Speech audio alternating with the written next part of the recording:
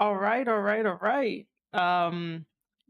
Yeah, so let me switch over and I'll still work on some stuff while I talk to you guys.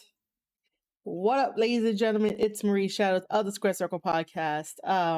We're gonna be doing a live podcast episode, just talking about everything that's been happening in wrestling and the fact that AEW has been making matches and like all morning long. Tony Khan has definitely been just dropping these random matches, and I'm like, I don't understand. Why are they here? Why do we have random matches? Like, it makes no sense. Then again, I do want to thank everybody here for tuning in on twitch.tv/Marie_shadows. If you guys are listening to this on the audio version, you guys will be able to hear it on anchor.fm/Square Circle Podcast. From there on Spotify, Apple Podcasts, Google Podcasts, anywhere you find your podcasts from. So, yeah. Originally, I wanted to probably start off with the AEW releases, which is just, I guess, one. I don't know if there's any other, but so far it has definitely just been Marco Stunt that has decided to like not renew his contract. We all saw this coming. We all knew that eventually this was going to happen, and essentially you will call it a release. If you do not want to like resign and you want to go elsewhere, you basically got released from the company. Like, they let you go. You decided to go, no matter how you want to try to phrase it. I know there's people on Twitter that are just like, oh, there's a difference between getting released and like, not renewing your contract. Technically, you're still sort of released because, you go out into the world and you do whatever you want to do. You're no longer working there. It's the same way, like, if you want to think about it as like a regular 9 to 5 job, when you don't want to stay for like, another year or whatever, and you're like, hey, my contract is about up, I want to go elsewhere. Technically, they're like, all right, we'll grant you your release to go somewhere. I mean, you could think of it like that with Marco Stunt, that like, he didn't want to basically stay, so he went. I think the words can be sort of interchangeable depending on how you use it, but if we're gonna give WWE all this shit about, hey, you released all these guys, you released them from their contract because you wanted, like, the rest of the money back. We should probably use it for AEW. AEW should not get a free pass.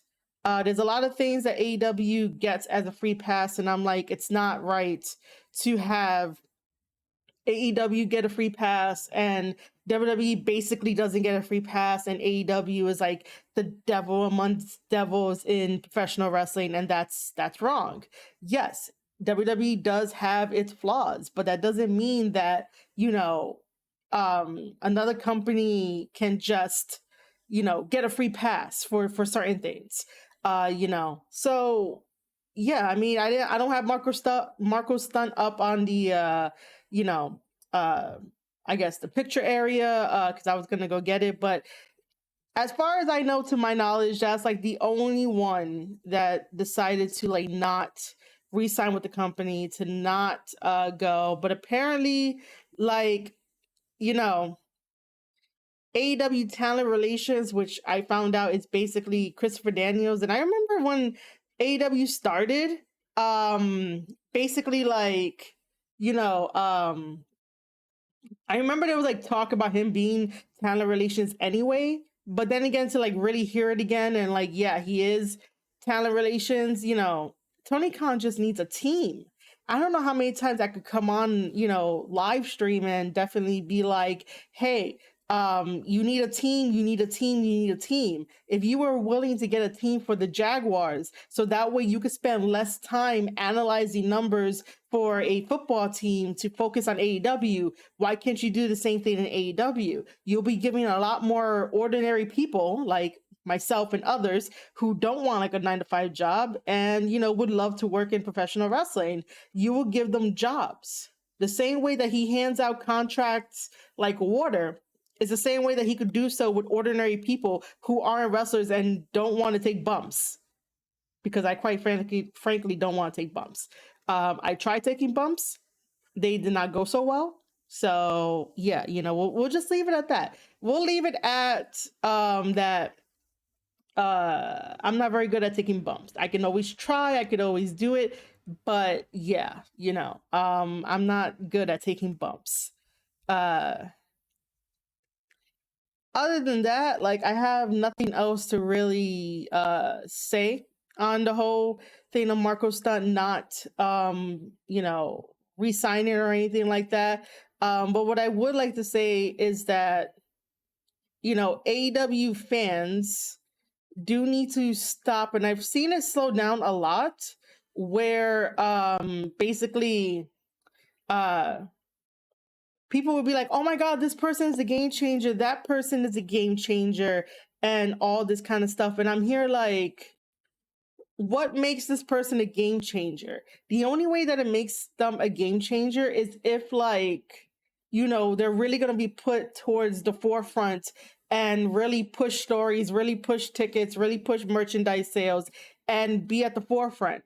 Currently, right now, we have, the Undisputed Elite, which, if that doesn't tell you that they want to capitalize on something great that happened in NXT, that's very telling. Rather than making something completely new, they're going to continue to go with nostalgia and what made the Undisputed Era really great in NXT, take it over to AEW. And I see that as a red flag, because if you can't come up with something more interesting, more clever than your competition, rather than just bringing over some used goods, then, like, what's really the point of that?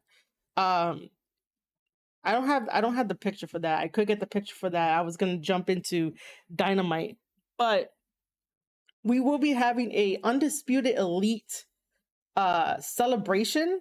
And it's very, very weird. It's like, I remember that they took the belts, they stole the belts basically, from Adam Cole. Took Hangman's belt, and in that picture it looks like Bobby Fish and Kyle O'Reilly also took the tag team belts away from, I'm guessing they had to take it from Jurassic Express. But then again, it's like, why would you allow your baby faces to be undermined like that? Like, that's like, to me, like a cartoonish type of shit, where it's hey, Aussie Lucian, welcome to the chat, welcome to the stream. But yeah, I would consider it sort of like, a cartoon episode where, I don't know why I want to say, like, Elmer Fudd would like take something that one of the other characters would be unsuspecting of it, to try to do this correlation of like, what am I looking for? So do this correlation of like the Undisputed Elite taking the belts away from the baby faces. You sort of make your baby faces look stupid if you do that. Which basically it happened. And again, it makes your baby faces look stupid, because it's like, at least have the baby faces be a little bit smarter. But like I said, I really think that we should not be having the Undisputed Elite. We should be having something fresh, something new, where, like, it makes sense, rather than trying to bring over used goods from WWE all the way to AEW. Because then this is why AEW gets the rep of it's WWE 2.0, it's NXT 2.0, it's just a bunch of WWE guys, because they're doing the same thing in order to keep ratings, and they're not doing anything new. Yes, you guys can definitely make the argument that there is the four pillars, there's the young guys coming up, but who are we talking about in this situation more than anybody else? We're not talking about Jurassic Express. We barely talk about Darby unless he's with Sting and Sting is jumping off of high places and landing on tables. We talk about Sammy and Tay because they're fucking annoying. We talk about but Sammy and Tay are like the exception. I sort of forget that who is the day one guys, because all the WWE guys have come in and like overshadowed them with their star power. And that's technically not how you build your foundation. Your foundation needs to stand, because what happens if all the WWE guys decide to go their separate ways and decides to be like, hey, Tony, I had a very great time, so I'm just gonna go elsewhere, or they want to spend time with their family and they don't re-sign. What happens when all those WWE guys that got the forefront spotlight, when they leave? How is AEW going to recover? Like, that's the biggest thing. We saw it happen with TNA when they got most of those ex WWE, ex WCW guys in there, and then like creative control was like all over the place. And it sort of almost died, and then it came back to life. Like, maybe that might be the path of AEW, but with AEW digging their fingers into having Ring of Honor and partnering up with DDT and still having the partnership with New Japan and maybe a little bit of Impact. I don't know about that one, but it just seems like these are all big flexes and nothing really gets thought out. Like, I say that Tony Khan buying Ring of Honor was definitely a fucking flex. There was nothing to that. He was just like, oh, let me just buy it from my competition to show Vince that I could compete too and that I can buy stuff too. I honestly don't think WWE would have bought Ring of Honor. If anything, if they needed to, they might have just bought maybe certain stuff on like the library, because of their guys were part of Ring of Honor. And if they ever wanted to make like a big story and like incorporate callbacks and incorporate like fresh ideas, then yeah, maybe they'll probably buy the library and that's about it. But I don't think like as a company they were going to do it. If they did, obviously we'll be like, yo, that's fucking petty, guys. Like, you don't really need it. You have every other company there is in the world of professional wrestling, and then you want to get Ring of Honor. Like, you guys destroyed Evolve, which was really great for like, more wrestlers to go wrestle at. You destroyed a lot of other things along the way. But then again, I honestly don't think WWE was going to purchase Ring of Honor, so there was like no sense of urgency. But Tony Khan just wanting to flex. That's what you do. You flex. And then in the time span of him buying Ring of Honor, how come no journalist out there is questioning the fact, where did he get that extra money? Because I'm still hold out to that report of AEW being in the red because most of the money went to the AEW game. And then now no one is really talking about where the money is coming from. Is the money being put back through merchandise sales, ticket sales, anything else that they're doing? Are they taking a percentage of when AEW goes live to play video games on the AEW Twitch channel that they have? Like, why is no journalist reporting where is the money coming from? So my only guess is that, he had to ask his dad in order to buy Ring of Honor. And, in that timely manner, because again, Ring of Honor wasn't really going anywhere. Ring of Honor still had one more show to like fulfill, which is April 1st, ROH Supercard of Honor. So basically, like, I could understand if Ring of Honor was like, all right, after, Supercard, right? I'm saying that like if it wasn't going to be bought yet, I could understand that after Supercard, because they would have to fulfill that. If it went on the market and it was sort of like, being put up for bidding, then yeah, I could see like, a little bit sense of urgency. But because Ring of Honor was not being put up as a bid yet, because, the Sinclair broadcast could have probably just said, oh, thank you guys for your offers, but let's think about stuff. Let's wait until after, Super Card of Honor, and then we could decide on whatever we want to do.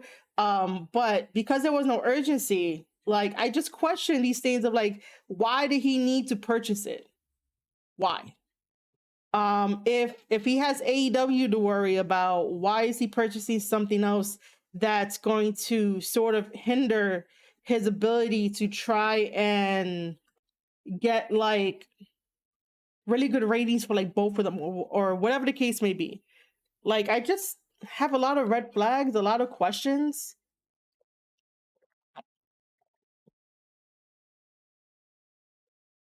Um for this whole entire thing, I just want to know like what money is he getting back in return in order to like purchase this stuff? Because if you guys don't know, because a lot of people on Twitter are sort of like, this isn't wrestling news, so it shouldn't be covered. That Tony Khan's father basically pulled out his investments from the all black news channel that he was backing, and because of that, nobody has gotten paid yet. So the timing is completely freaking off. Where Tony Khan buys Ring of Honor, Tony Khan basically like has the matches already set for ROH Super Card of Honor, and then all of a sudden his dad can't pay um the network he was sponsoring. It's all about like, why is these things happening? you know um Tony Khan does feel like a kid in a candy store that just wants to grab everything and don't realize like certain consequences, because you can't really just grab everything and think that because you're wealthy, good things will always happen. There's always a domino effect. There's always a downfall or something or anything like that. So, like, I just question these things, and I hope that you guys question it too, rather than just being like, "Oh my god, Tony Khan is spoiling us" and stuff like that. People who say that Tony Khan is spoiling them based on the matches, like what you see on the screen for like AEW Dynamite, they have not been to a local show.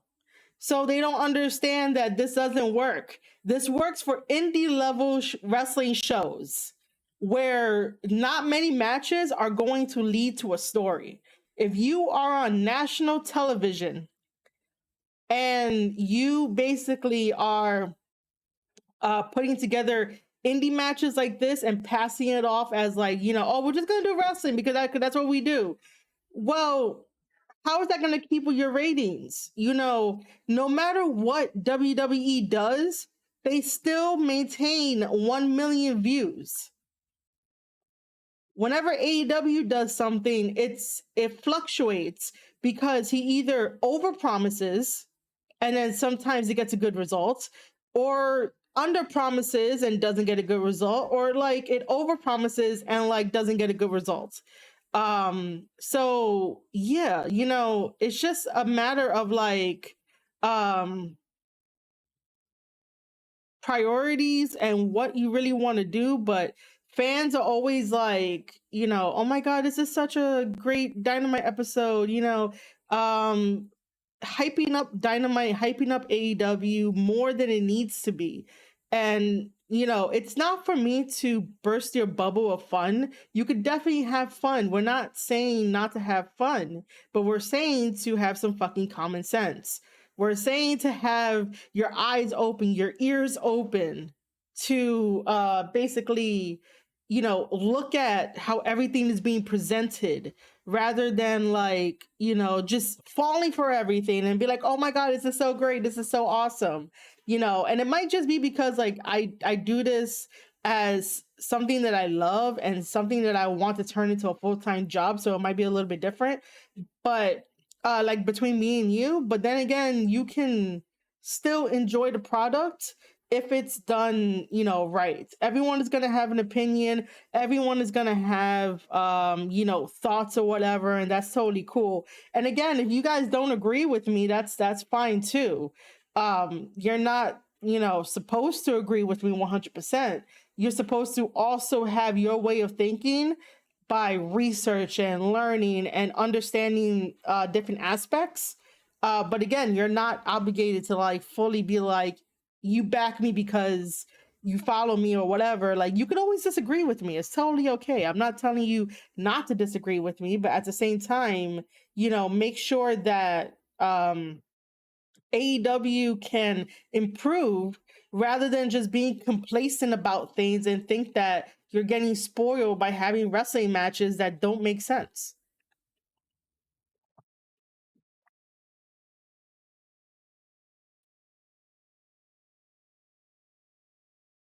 You know, so for example, let's go over the AEW Dynamite card where basically, again, these things do not make sense at all. I think maybe like one thing makes sense. And this may not be the full entire card, but it's something, it is something. Um so what I don't like is that Tony basically just reviewed all these matches the day of AEW Dynamite. Today is March 30th, 2022, right? So today is Wednesday. Um and it's like, okay, why are you telling us these matches now? I remember scrolling through Twitter and like somebody had mentioned that, oh, but if WWE did this, they'll get they'll get shitted on. But if Tony Khan releases like the matches the day of, it's totally okay. He get the pass. To which someone had replied to that saying that you know Vince literally changes the matches the day of. While yes, the dirt sheets do report that Vince McMahon changes the scripts every single chance he gets on the day of, but you don't see him posting it on social media, the day of.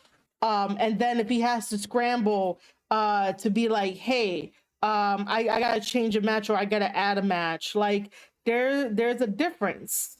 Um, there is a difference of how someone approaches something. So, I just think that sometimes we got to stop with this babying and stop with coddling AEW and like hold them to maybe, if not a little bit less of, standards that we hold WWE to. And I'm not sure if we want to get into the conversation of that Tony Khan is an Indian man.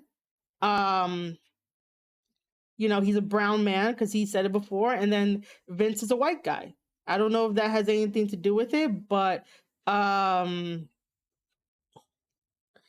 but sometimes it feels that way when we go on Twitter and look at the conversations, the debates and stuff like that, and sometimes people just don't understand that you could do the same thing for both, right? You could call out both for like stuff that's wrong, but for something like this where it's like Tony Khan just released the whole entire card of AEW Dynamite for tonight, it's the same thing as dirt sheets saying, oh, Vince changed the whole format for Monday Night Raw. The only difference is that Vince is bad, AEW is not. And the other difference is that uh one does it on social media, the other one doesn't do it on social media. And so like it bothers me. It really, really, really bothers me. Um okay, so let's go over this card. What is this?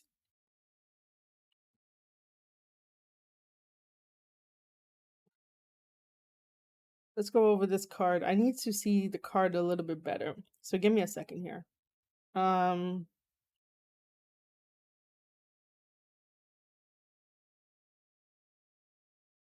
okay, so Let me just make sure everyone in chat is good.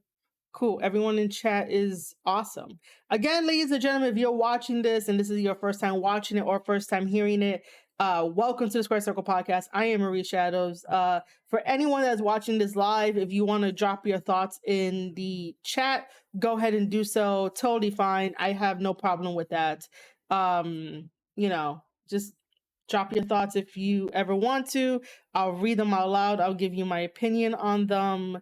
So yeah. All right, so let's go over this card. So up in the left-hand side, I guess this is gonna be really bad, but we're gonna start with Jay Lethal versus Jon Moxley, which was announced for AEW Dynamite. Why? Why is this match announced for AEW Dynamite? What significance does this have? This puts Jay Lethal in a lose-lose situation where basically he's not really going to recover from this. Jon Moxley is on a warpath with Bryan Danielson and William Regal, and they have the Combat Club, it's not the Bare Knuckle Combat Club. It's basically like that part in England that I can't remember right now. But they got the freaking club.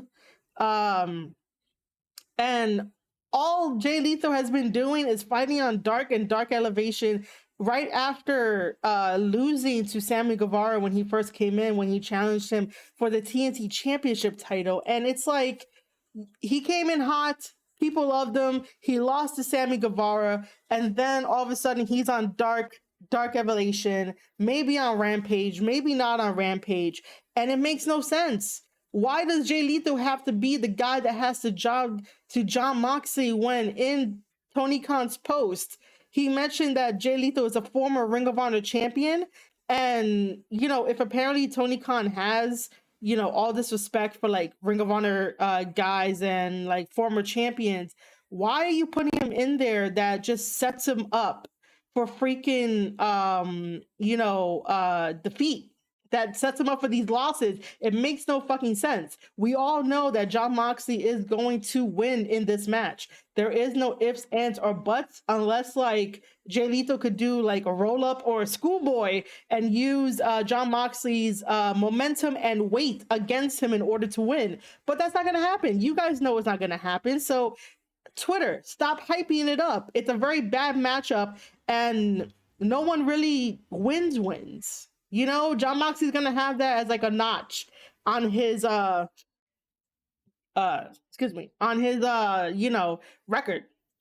Like, what's that really gonna fucking do? It's not gonna do anything. It's not gonna grant Moxley a championship title. It's not gonna grant Jay Lethal a championship title, so I don't understand why this is here. So Aussie said Tony Khan is, many words I'm uncomfortable typing, for what he's doing to Deonna Purrazzo. Oh my god, dude, we'll get there. We'll get there. And yes, okay, it's the Blackpool Combat Club. There we go. The Blackpool Combat Club. Oh my god, my freaking phone. I swear, I need to get a new phone. I really need to get a new phone.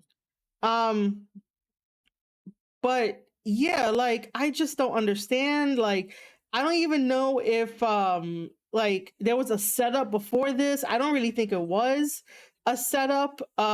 So it's just really weird to me that we have this all of a sudden and Jay Lethal is the fall guy. Jay, I understand that you're getting, maybe a decent check from Tony Khan, but like, value yourself.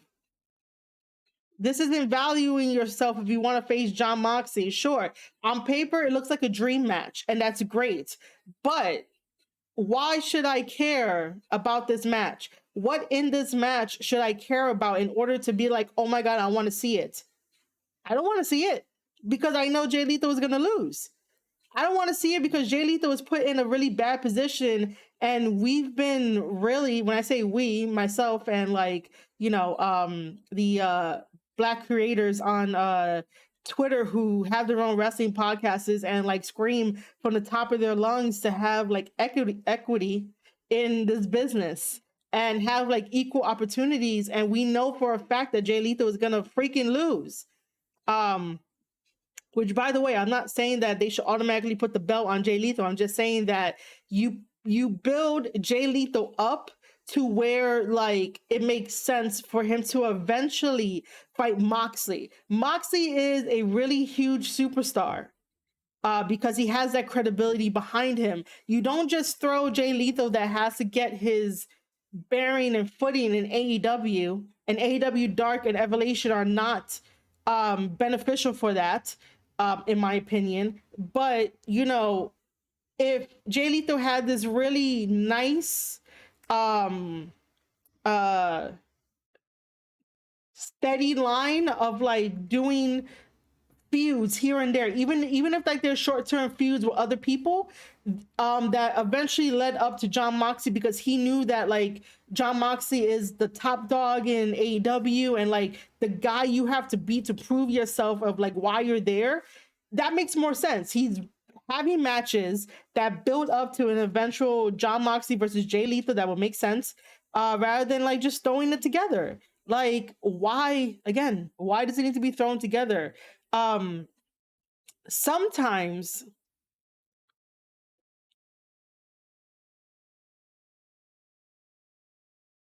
what happened, I don't know if it's showing on your end, but comments aren't showing up on your stream. Oh,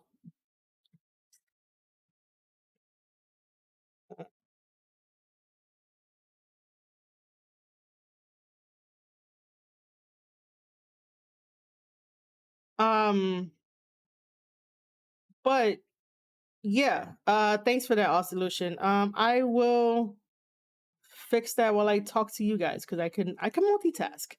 I can definitely multitask. But yeah, I just don't hold on. Okay, that's the part. Okay. I just don't understand. Okay, so I was getting to the part about it's okay to have cold matches sometimes. And we will call them filler matches. Jay Lethal versus John Moxley should not be a filler match. Jay Lethal versus John Moxley is definitely a filler cold match, and that's not cool to have. It really isn't. Um it really, really isn't. All right. So, the next match that I want to go over, if I could find it while I'm like multitasking and everything, we're just gonna go straight to the other side, where it's Darby Allin versus Andrade El Idolo. Um, Again, why? By the way, I am so over Darby. And my main reason is that I am way too concerned for his life. And he's not concerned for his life, and everyone puts him on this big pedestal, like they put Jeff Hardy on their big pedestal. But the problem I have is that because he doesn't take his life seriously, I don't want to be attached to him. And then when something really does, well, not does, but when anything happens, I don't want to be emotionally attached and really feel bad about it. So I am just so over Darby Allin and his way of getting the crowd behind him, basically doing death defying stunts and tricks just to, I guess, feel alive or feel like having a adrenaline rush. Like I said this before. Um Freaking Darby needs to learn how to forgive himself for the past. Because it has been brought up about how like his uncle took him while his uncle was drunk, and then all of a sudden, had a car crash, his uncle dies and he lives. And it's like, dude, I totally understand that. I really do.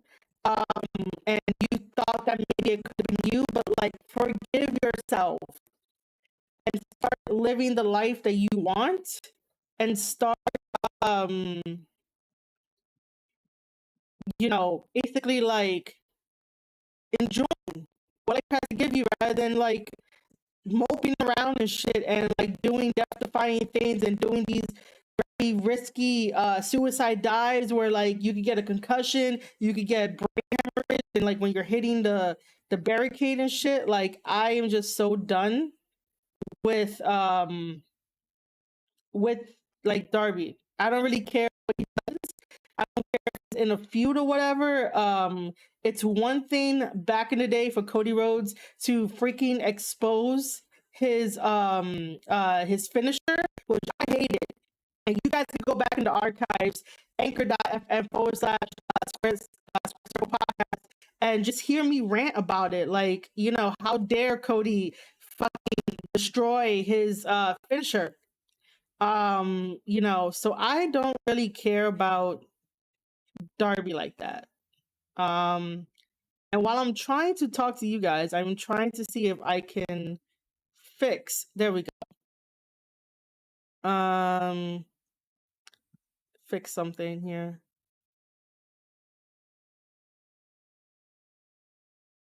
Can I not fix the color? But yeah, if anyone that is watching right now, if you guys have any questions, any comments, you guys can, you know, drop them in while I do this. There was no way of fixing this, huh? Why? Why is there no way of fixing this?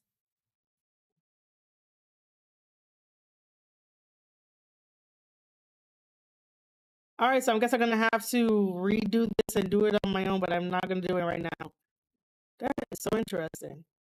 All right, but I do want to thank Aussie Lucian for bringing that to my attention, where you guys are not seeing the chat flow you know, on the video. So yeah, Aussie Lucian, thanks for that. But I'll have to fix it later on. So yeah, getting back to the whole thing of Darby versus Andrade. Andrade's another one that's just hanging around there, and it's like, you know, you're cool, dude. You know, you can wrestle. You're great, but other than that, like, you know, what are you really doing? You took over Matt Hardy's freaking huge ass bullshit of a team. To do what now? To have your own team that don't make sense? You know, like I don't get it. I really don't understand. And then people hype this shit up and they're like, AEW is the best thing. And it's like, is it really? What story are you trying to tell with Darby and Andrade? Why is Andrade going after Darby when Darby doesn't fit his group? Darby doesn't fit basically like any other group other than himself and Sting. But yeah, you know, I just don't get certain things, man. I really don't.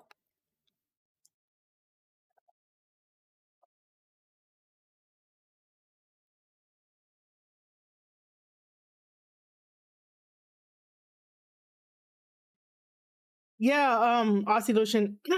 Yeah, Lee was telling me that you guys gave me credit for my idea for what you guys were doing. Which is cool. Which is cool. You know, which is cool. I appreciate it, dude. I appreciate you and Lee. Yeah, I appreciate you guys. Um yeah, now that bothers me. I'm gonna have to really after I'm done with this whole thing, go back inside and really put my own chat box. Because I really want people to see it, but it's okay. I'll read them out anyway. So yeah, you know, that's all I have to like really say about Darby versus Andrade. It's another like, why? Why is this happening?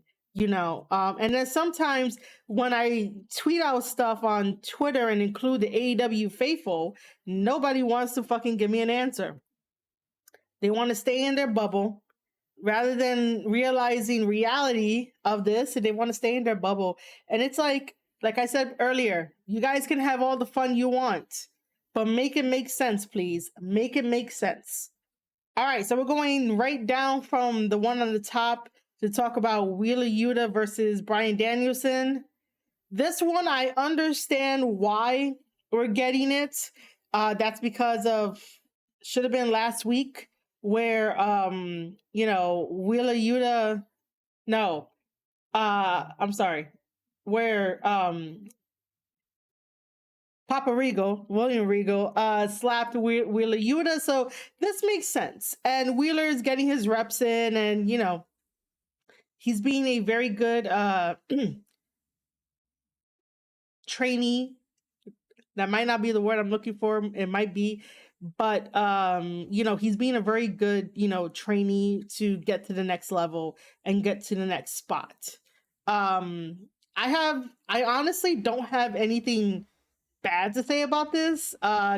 This makes sense. Okay, it's like 30% makes sense. Okay, but other than that, like I'm just leaving it as is. Next, over to that one, we have FTR versus the Gun Club. Man, what can I really say about this, right? Like, I honestly used to love FTR, but the way that Dax runs his fucking mouth on Twitter, it's like one of those things of like the New Yorker in me comes out, because I'm just like, bro, you sound like you're talking shit most of the time. And it's annoying, because it's like, I understand that using social media to your advantage can help bring in eyes, can help bring in conversations, can help sell tickets, can make fantasy matches. I totally understand the power of social media. I really do. But sometimes, you don't really have to respond to like everybody if you automatically think that they're beneath you. Like, what's the point of that? Why you want to rub it in if you already think that they're beneath you? Let them speak into the void, and eventually you'll get to them.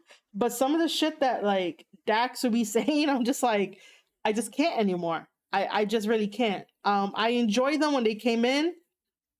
They feuded with the Young Bucks. They basically tortured uh Adam Page. I was about to say Adam Cole for a little bit, but like no, that didn't happen.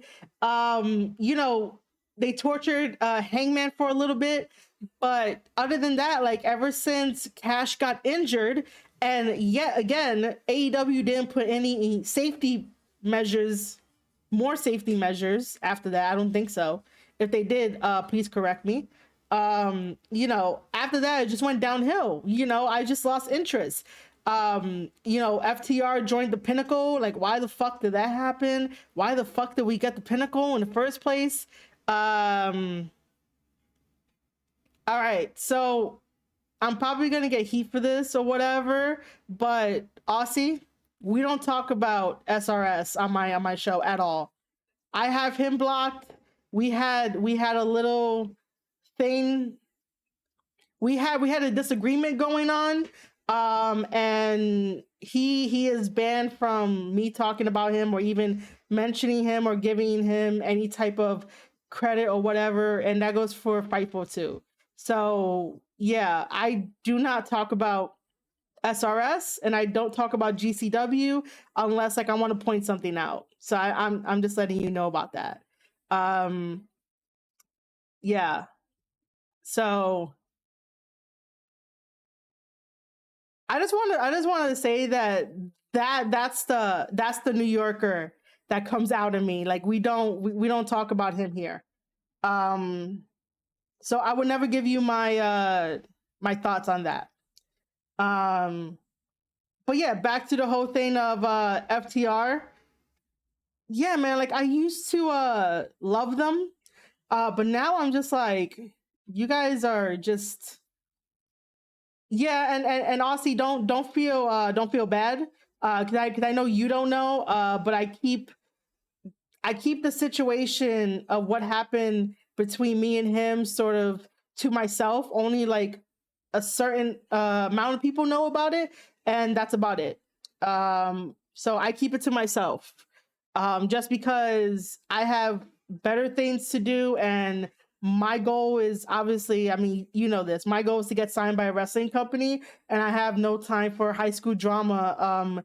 If I'm losing time with not creating the things I want to get seen. Again, it's not your fault, so don't feel bad that you didn't know that part. It's all good.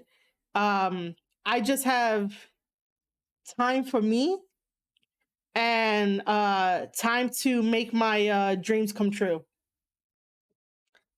But yeah, getting back to this match.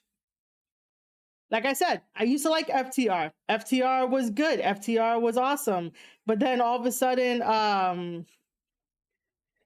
yeah, I did. I did Aussie Lucian. I did. I mentioned it there.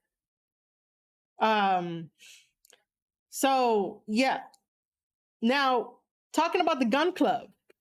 Um, man, the Gun Club had so much um momentum and potential and um now they're starting to gain it back, but I just lost interest in them.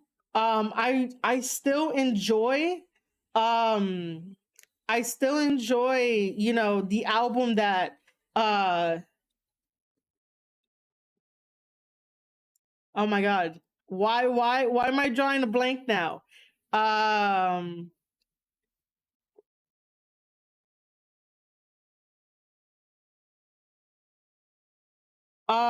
Austin Gunn.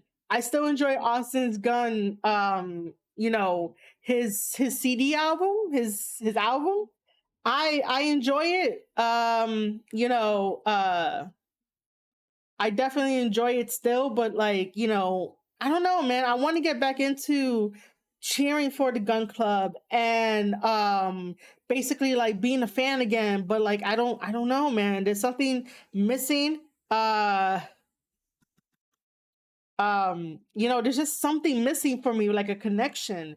Again, like I don't really care about this. I don't know why it's happening. And by the way, I heard last week that Dax lost to CM Punk. Man, fuck Punk. Dax has more wrestling ability in his pinky than fucking Punk does.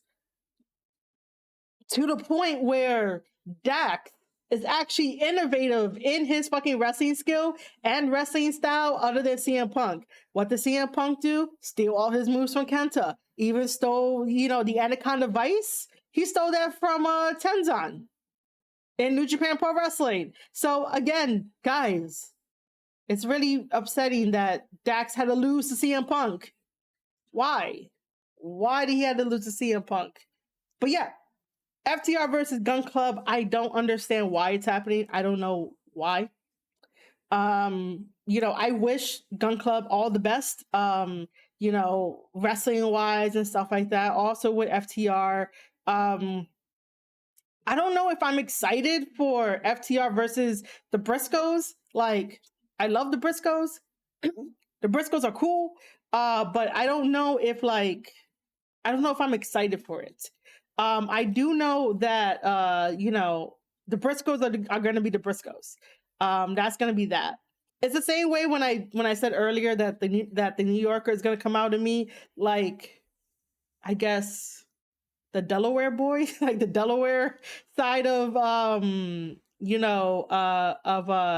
Briscoes are going to come out on them too. So yeah, it's just one of those things of like there needs to be some type of synergy or energy.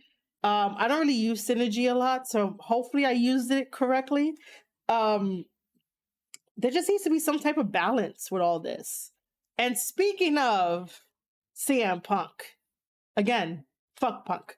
I'm not afraid to fucking say it.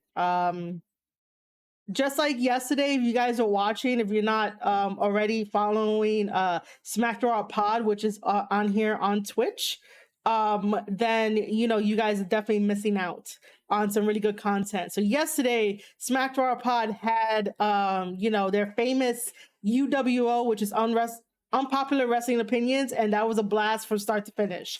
I miss being on that show, by the way, but eventually I'll be on the show. Yeah, there was just one part where um the host Kyle put up a tweet from Punk, and Punk talking about wrestlers court and shit like that, and how he didn't like it and whatever, and it's like, And then afterwards, it's discussed, Kyle didn't want any heat. So I told him that, like, he shouldn't be afraid of Punk. He should be afraid of Will Smith. Because at least Will Smith will get out of his chair and go slap your ass. Punk ain't gonna do that shit. Punk is gonna go find a corner and duck you. And the only reason why I say that is because Kenta has called out CM Punk multiple times. Ospreay has called out CM Punk multiple times. The bigger your name is, the more CM Punk cowers away from you. So, it's okay. I could take the heat. It's totally fine. Nobody knows exactly who I am. So if they want to throw some idiotic baby kindergarten shit, that's fine. I'm okay with taking the heat. Like it's okay. You guys don't know me. You just know what Marie Shadows is and like how she talks and basically what she thinks. But other than that, you don't know anything else behind the character. And yeah, basically, yeah. There goes my confidence, and there goes my like New Yorker side. That was a little tamed though, a little tamed for the New Yorker side. But yeah, we have CM Punk versus Max Caster. I did see somewhere on Twitter that, they're hoping for Max Caster to basically say a Will Smith line. Most likely Max Caster is going to say a Will Smith line, but again, why does this need to happen? Why? Is it because you want to put, two of the best talkers at each other like right now?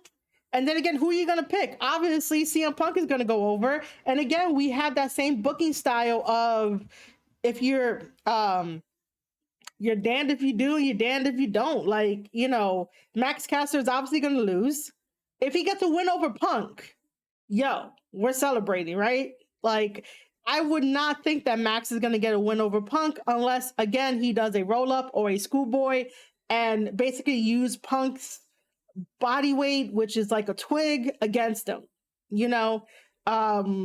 so yeah, this again puts Max Caster in a very bad position because we all know that CM Punk doesn't fucking like to lose, except it's like for MJF to sort of elevate him. But other than that, CM Punk doesn't like to lose. In his whole entire AEW career, he's doing everything that he wanted to do that WWE was not allowing him to do. So it's like, again, what's the point?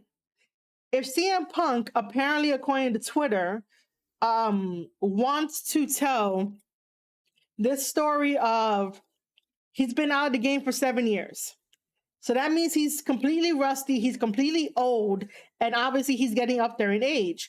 You would think that along the way of his obstacles, depending on who he's fighting, that he should be losing and winning so it could be a balance. But no, he basically clean swept everybody and nobody asked for a rematch except for MJF. Again, I said this before on my other podcast episodes. Why does MJF get the ability to ask for a rematch, but Hobbs never asked for a rematch? Hook never asked for a rematch because I think they fought, right? Like, you get it. The people that CM Punk fought and beat, like, why are they not asking for rematches? Why is MJF the only one asking for a rematch during that whole entire like story that CM Punk is trying to tell? So like, it's not fair to wrestlers that are up and coming. And I totally get it sometimes that veterans shouldn't always do the job for the younger guys. But then again, the veterans should stay in like maybe a 3-month, 6 months at best storyline where they're chasing each other and they're trying to one up each other, because the young guys in the business for this generation should at least prove to the fans, to the older generation, that wrestling is going to be in good hands. In kayfabe. In kayfabe. Do not attack my head about that last line. In kayfabe, wrestling should be in good hands. If it's not in good hands, then, wrestling is wrestling. You can't really do much about it, in a sense. But yeah, again, we all know that Max Caster is going to lose. And then what? We're going to see Max Caster take bookings everywhere and, just wrestle like that. Like, man, it bothers the hell out of me, this AEW booking, and people just take it as like, this is going to be fun. Well, did you ever think that sometimes the wrestlers end up not benefiting as well as you think they do? Eventually, when more people get released from AEW, more stories are going to come out about like the creative process and anything else that happened in the back. And then eventually, when are we going to apologize to Swole? That's what I want to know. When more stories come out about the AEW booking and the AEW creativity and what you could do, what you can't do, are we ever going to apologize to Swole about it? That is what I want to know. So let's get to the one women's match that is on here, and it's a women's tournament qualifier, right? I think the date is still there where this Owen Hart's tournament is probably going to be ending up all the way in May for Double or Nothing. Oh, wow. Okay, so today is March 30th. It's close to the ending of March. So we have April, that's one. We have May. We have 2 months. 2 months to build up excitement around the Owen Hart tournament. And like, I don't know, man. I really don't know. First of all, let me get this out of the way. The bunny, I don't know why she's wrestling. I am not a fan of the bunny. I don't think that she puts on really memorable, good matches. Everything in the ring wise, is so basic, and it looks like she's afraid to do things. It's really not top notch, and she's been wrestling for like a really long time. I think they said like 10 years. It might be like 11 now. But again, nothing has really evolved to make her the best top tier female wrestler where we get to talk about her. I really just don't see it. I really don't. She has a cute face, and that's probably like still keeping her around. But other than that, her wrestling ability has not been taken to the next level where we're like, yeah, we want to see the bunny. And again, this puts her in a precarious position because it's the bunny versus an unknown woman competitor that makes her debut. And so, like, I don't know who it could be.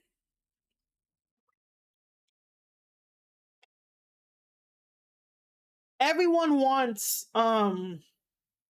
Athena, who's Ember Moon. Everybody wants Tony Storm. Everybody wants Tegan Knox. Like, building the AEW women's division is tricky. It's tricky because if the women are not getting ample amount of time, the same way that the men are getting ample amount of time, then what's the point of having a women's roster when it comes to AEW Dynamite? Like, I don't understand. They get away with more women matches at a 10 o'clock spot than they do at like, I don't know, will we consider this prime time? I don't think that's considered prime time. But you get the idea. We're able to get away with more women matches on Rampage than we are on Dynamite. And that says a lot. And again, AEW fans are not fighting for this.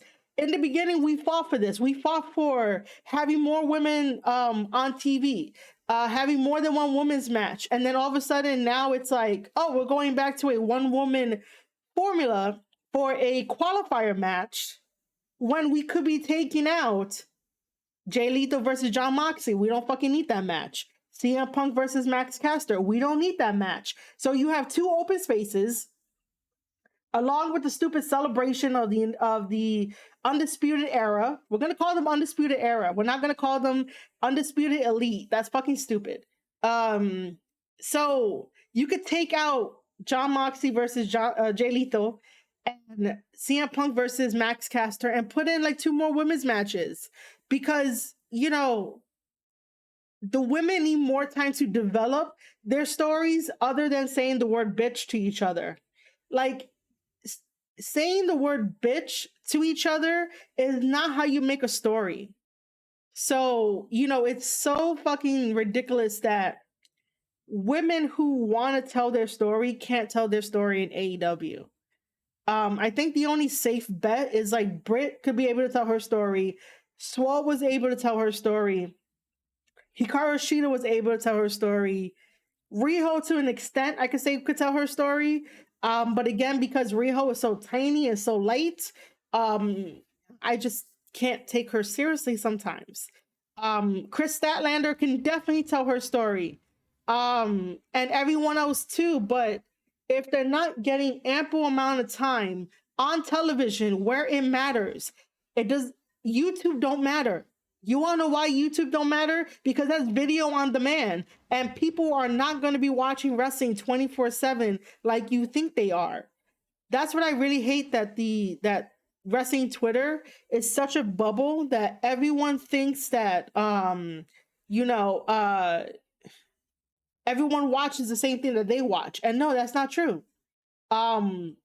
If I watched everything, I would never have time to do a podcast episode. I would never have time to collaborate with my friends. I would never have time to give you different content, or even trying to go out to local shows to do vlogs and showcase the indie talent and showcase, what I do behind the scenes and stuff like that, if I decided to continue to do it. In the beginning, I used to watch Dark, Dynamite, because that those are the two that were on. But now that it has grown pretty fast, I'm not gonna be able to watch everything.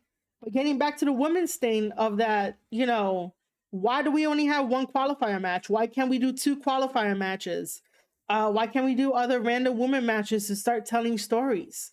As for who's going to be the Bunny's opponent, I don't know. I don't have any good idea who's gonna debut today, because, like, again, when that person debuts, are they going to be a top tier name? Are they going to be a indie person? You know what would have been nice?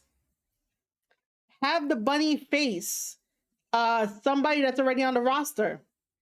Tony Khan already signed AQA, so why not have them fight? Why not have them battle and have AQA go over? Like, I would love to have that happen. But no, we're stuck with this bullshit of the Bunny versus someone to debut. What would be fresh?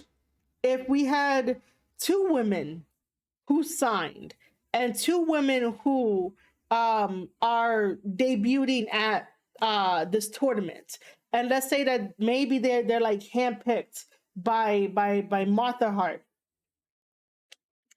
I don't know. I'm just throwing ideas out there of, like, maybe we could do this, maybe we could do that.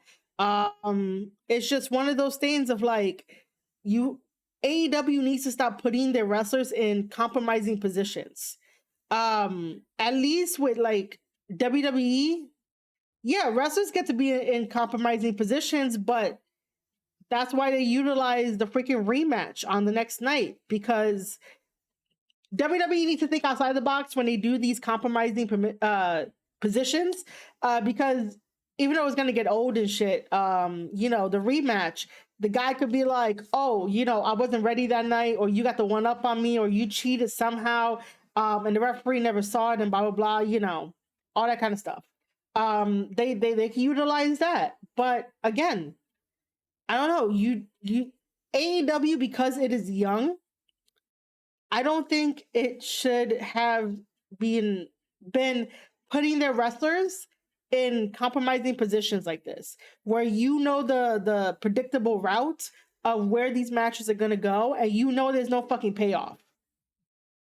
There's definitely no payoff between Jay Lethal and Jon Moxley because none of those guys have anything that's needed from each other. There's nothing at stake in that match. You can't even do a hair versus hair match. And I'm just joking. Wheeler Yuta and Bryan Danielson, at least there's something there because Regal slapped Wheeler and now Wheeler has to prove himself to Danielson. And if Danielson likes the performance, most likely he's going to be in the club. Understandable. 30% good job. CM Punk versus Max Caster. We don't fucking need it. We don't. Give Max Caster something else to do other than like rap battling. Like, you know, put him against Austin Gunn, but then Austin Gunn is going to kill him on the mic because Austin Gunn is a way more talented performer as a rapper and also as a wrestler than Max Caster. You know, let's see. Darby versus Andrade. When are they going to drop that? When are they going to give Darby some time off and give Sting some time off and try to come back and reset everything? Like, you know, at this point, it's like, why? FTR, I have nothing else to say. But I believe this is like the card I mentioned earlier about the United, not the United. I mentioned earlier about the Undisputed Elite, which is really stupid. Again, you know, there's a reason why people on Twitter will say that AEW just has WWE guys. Because again, what are we talking about? I like the idea of WWE guys when they get released to have maybe like 6 months off.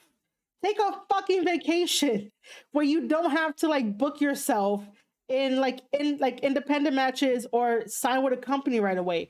Take a vacation, let your body rest before you come back and you're like, yeah, I want to do it again. I want to take bumps. Take a vacation, have a very nice life, maybe find some love. I don't know, but take a vacation so that way the WWE stigma can wear off on you.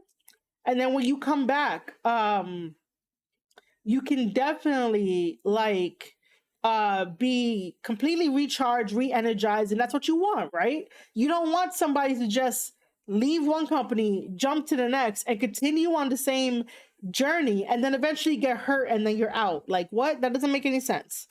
And then, or when after they get released, from WWE, take your break. But there's New Japan Pro Wrestling. There's New Japan Strong. They would love to have you on their show. There's MOW. They have the open door policy now. They would love to have you on their show. There's Impact Wrestling. They would love to have you on your show. You know? There's a lot more stuff to do other than jumping to AEW. That's all I'm saying.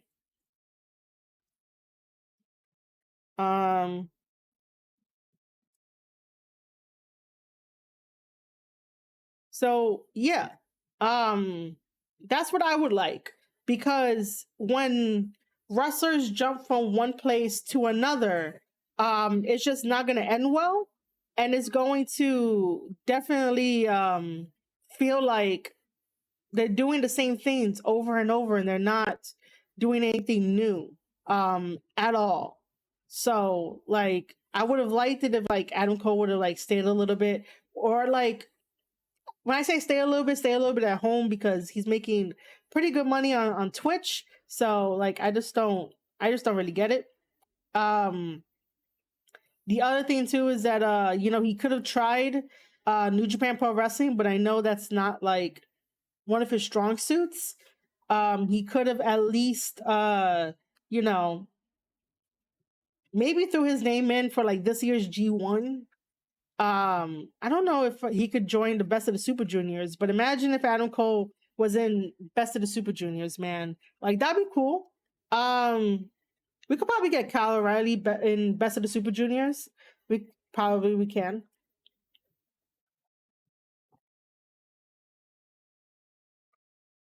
Um,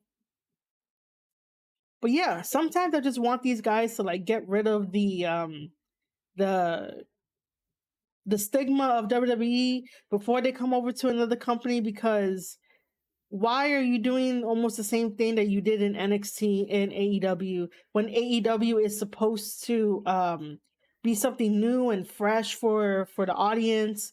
And stuff like that. I'm not saying that they can't mention the past accomplishments of the Undisputed Era, but for new fans, for because the whole point is to have new fans come in and boost up your ratings.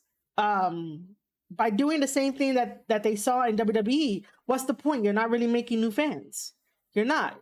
The fans that basically skip through channels if they still have cable. I mean, obviously they do, but I'm just saying in today's world where everything is almost digital, for the people that click through channels, you want to make sure you grab their attention.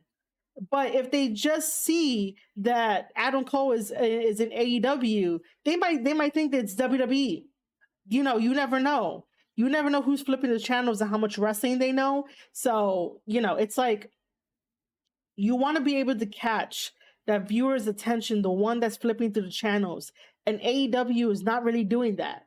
The only time they did it was when they had Jay White on there. And then look, Jay White is terrorizing freaking Impact Wrestling with tag team matches. We're leading his version of the Bullet Club. And then Jay White is also doing the Open Jay White USA tour.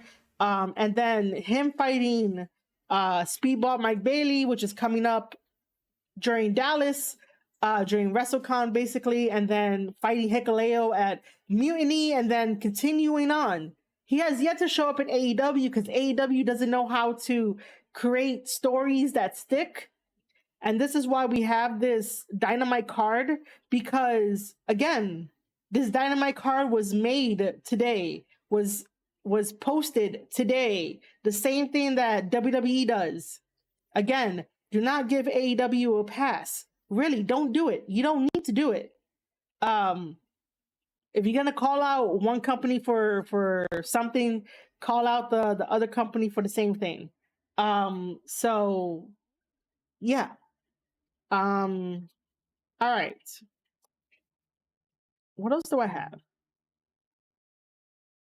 Oh yeah, and by the way, the more times that AEW basically does random code matches like the ones you see on the screen, and the ones I talked about for those that are hearing on the audio side of stuff in the podcast world, um, how much longer can this go without it feeling stale, without it not making any more sense, without the fans not really being too excited about it? Like, how long can these cold matches go with no build up, no story? Because you guys got to remember, and I've said this multiple times, AEW is on TBS now.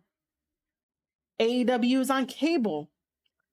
You should be producing a cable level show weekly that is the equivalent of, capturing the emotion and the hearts of people who love to watch shows on HBO, Showtime, Cinemax, if Cinemax is still around, even the popular shows on like Netflix. Like, you have to capture that emotion and put it towards your product, and not have your product, meaning AEW, to just be an indie fest. It's an indie show, rather than a wrestling show. And while you're on TBS, you have to make money. Uh, you have to like make sure that your investors are happy. And if your investors are not like happy eventually, like they could drop them at any moment. I don't know if any AEW fan like, thought of that. But at any moment, if TBS feels like this is not really going to be working out, for whatever reason, they could just drop them off of the network. And then what? I think in my head, the first thing that popped up is that AEW is probably going to have to rely on YouTube for the time being until someone gives them another contract. That's why, sometimes just going with the motion of making random code matches, throwing them to the wall to see what sticks is not always a good idea, because the ratings are definitely going to fluctuate. And this card is not going to have it be a million in ratings. Maybe it might, because of the women's match, because it's a qualifier match and it's Owen Hart. So the name attached to it brings some type of value. But again, like, no one is really going to, what's the word? Like, no one's really going to invest if there's no story. Because you're going to have people, the same people that watch every week, tune in. So that's an automatic view. Oh, and also it's also telling when Tony Khan is like, "Hey guys on the West Coast, make sure to tune in on to watch AEW Dark, so that way the numbers can increase." Do you know what happens when, like, a streamer like myself or like other people tend to tend to do something like that? Like, you could think of it like, "Hey J-Rod, what's up?" Um you could tend to think of it like buying your followers, buying your bots to increase your views. Um, you know, I think personally that Tony shouldn't really be telling people like they should tune in. Like, yeah, you could promote it, but at the same time, like, if they tune in, they tune in. You just have to make a better card to where, people want to tune in every single week. That's what we were doing with WCW and WWF at the time. They were making cards, doing story where it makes sense, where everybody was tuning in every single week and they wanted to see what happens. But because we're in the age of the internet where you can, like, DVR stuff, you can try to go back and watch it. It'll be somewhere. So the urgency is not there. But then again, because AEW is so young, they still had to have that urgency and think outside the box of how to keep your attention without telling people on Twitter, "Hey, make sure you tune in. Hey, we have this random ass, good ass match that looks good on paper, but we're not sure if it's going to deliver. So make sure that you, come here and watch it." You know, that's telling. You're supposed to reach your audience already, you know? Um, all right. We are going to take a mini break because I don't want to talk in circles and I need to relax my voice. And I want to get up and walk around, fill up my cup up with water. Make sure you guys stay hydrated. During this little mini break session, you guys will be listening to music. And then I think when we get back, we're going to be talking about New Japan Pro Wrestling. No, J Rod, I don't sound mad. I'm just frustrated with AEW. That's it. Like, this is my frustration voice. It's not even my anger voice, okay? My anger voice is something else.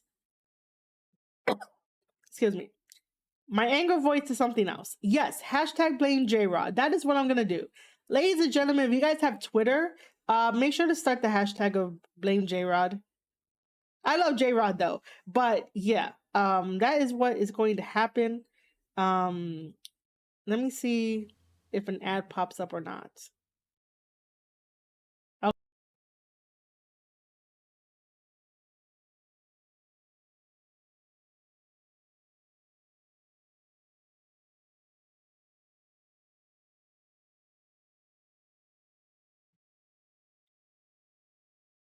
yeah, so we are definitely going to be continuing our podcast conversation here, and it's definitely going to be all about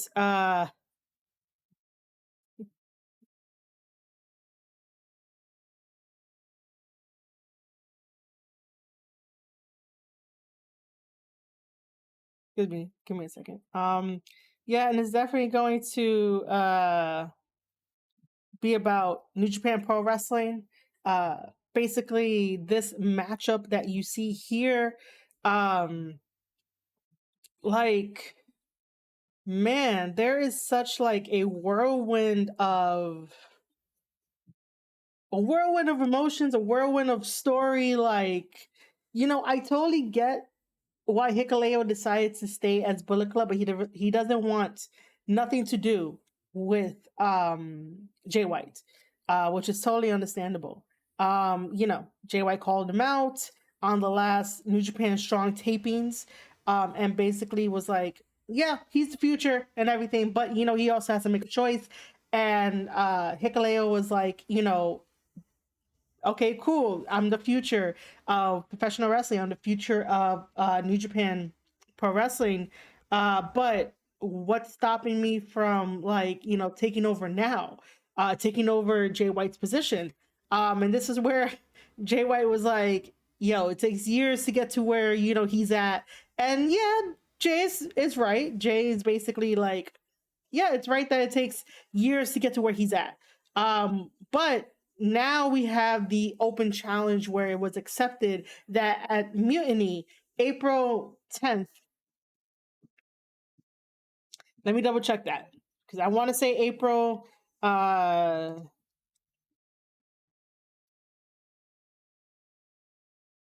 It is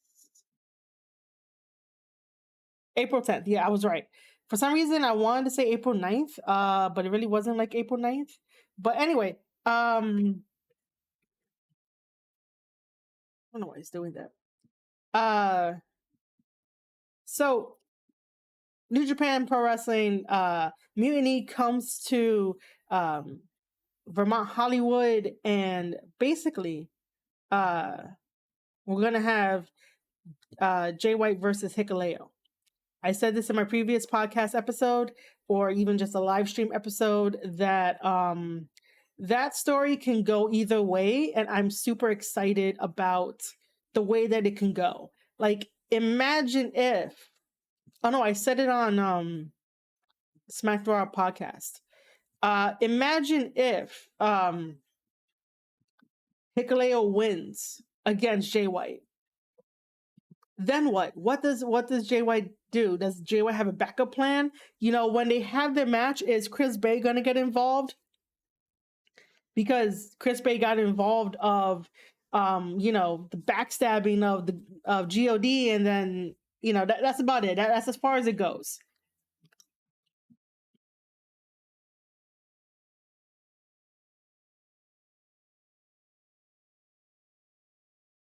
Um so yeah, you know, um Jay White always has like a backup plan sometimes, most of the time. But he's always thinking one step ahead of like what happens if, this goes wrong. It's not all the time because he does underestimate David Finley, his longtime rival. So he doesn't always have a plan. But in the event that Hikuleo beats Jay White, that is going to feel so good, even though it's not Tama beating Jay White.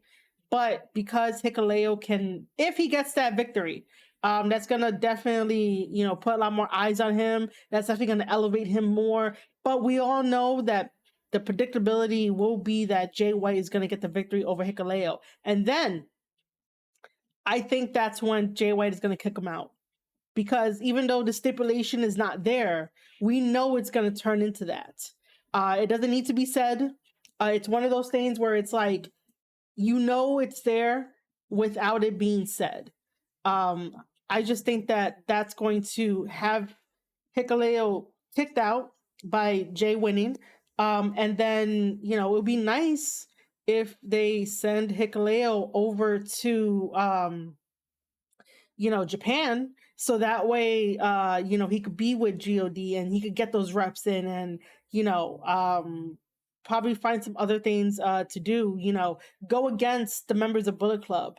So during that time of New Japan Strong tapings, when they were talking, Hikuleo did say that, he's Bullet Club for life, but he wants nothing to do with Jay White. So before all this happened, before, the backstabbing and everything, it was basically Hikuleo following Jay White around as like the student. And then obviously there was Chris Bay involved too, and Chris Bay and Hikuleo are fantastic tag teams, like tag team partners. They're very fantastic. They complement each other. They have a lot of innovative moves, and obviously, when you're with Chris Bay, you're obviously your team just becomes like finesse. That's what happens. Your team becomes finesse. So basically, this match caught me off guard. Um, well, first of all, Hikuleo saying that he's still going to be repping Bullet Club caught me off guard. But he wants nothing to do with Jay, so I could sort of forgive that.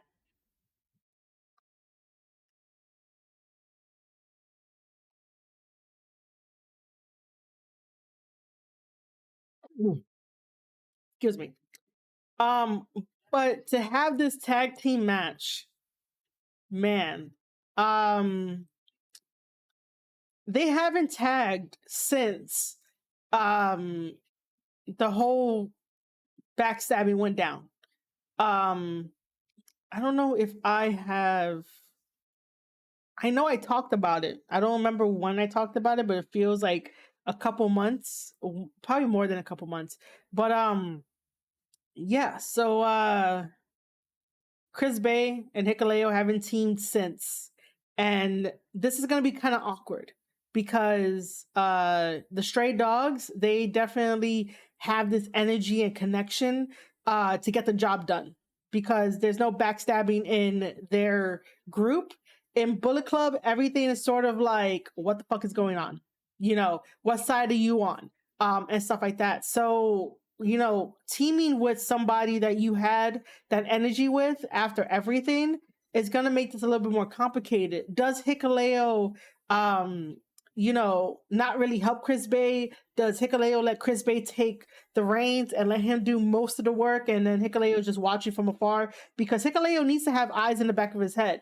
With New Japan Strong, I don't think that they're going to sort of like screw over Hikuleo and Chris Bay, but like it can't happen. It can't happen where someone can come out and attack Hikuleo. Like we don't really know. This is like the cool part about it, where like nothing really gets spoiled, but like we could just think in kayfabe and think in story about the dynamic, especially if you know the previous weeks of what happened, and then leading up to this, you can make your own theories and suspicions and stuff like that.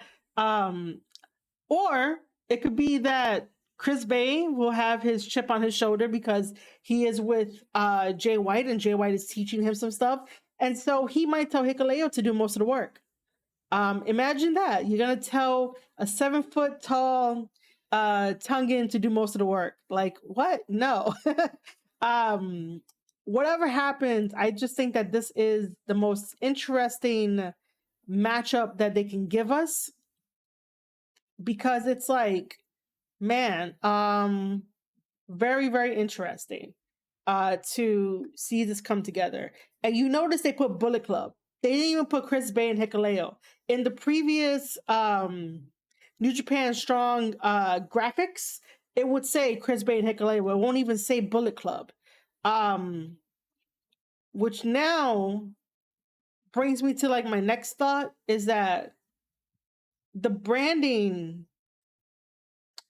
is sort of weird when it comes to Bullet Club, because you know that they're part of Bullet Club. You know that.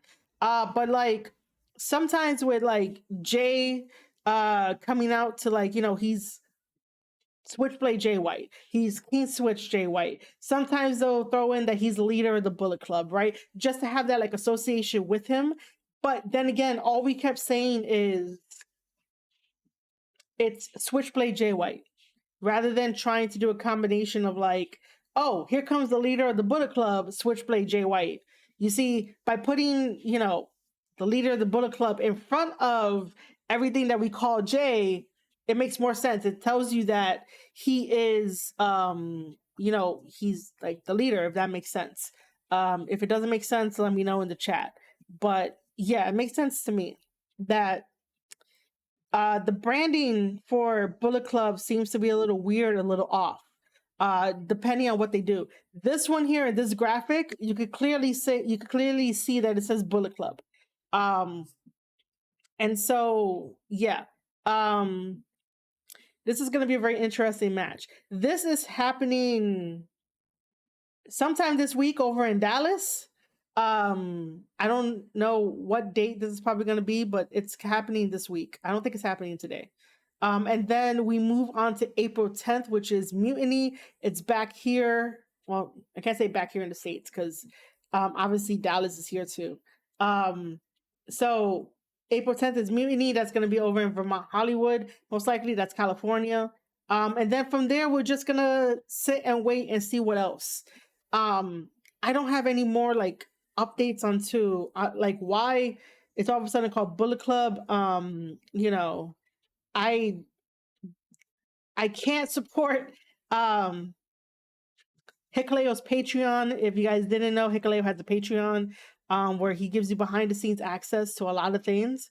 And so yeah, I don't have that, so I can't really give you guys more info, but we could just go on kayfabe, right, guys? Like we could just do kayfabe. So yeah.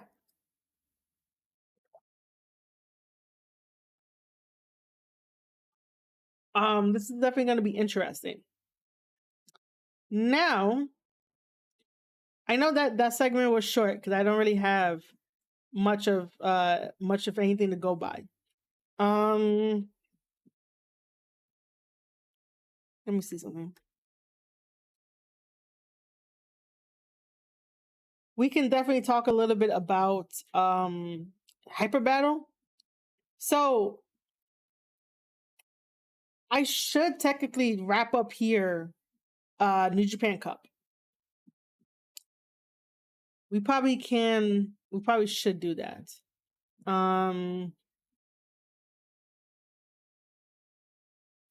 We probably should do that. Oh yeah, and by the way, if you are watching the stream by any chance, you guys can definitely leave your questions, your comments, anything that you want to do.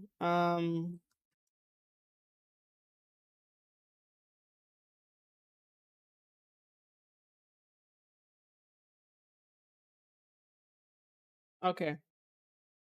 Um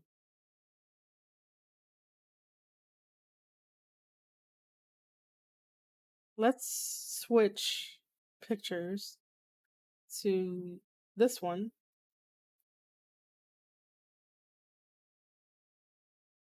Oh yeah. So you know what? I'm just gonna put this graphic up because I really, really, really love this graphic. This is the graphic I was talking about that come April 10th. It is going to be New Japan Pro Wrestling Mutiny. And this is like a first time ever. It's like what is happening universe, what is happening world about this. Super great, super awesome. Um it's Hikuleo versus Jay White. I would never thought this was gonna happen. Maybe eventually it would if Jay would ever leave Bullet Club and all that. But you know, this is a beautiful graphic, beautiful graphic. Um. Anyway, yeah, I just wanted to have that up there. Beautiful graphic. Let me get the picture that I'm looking for.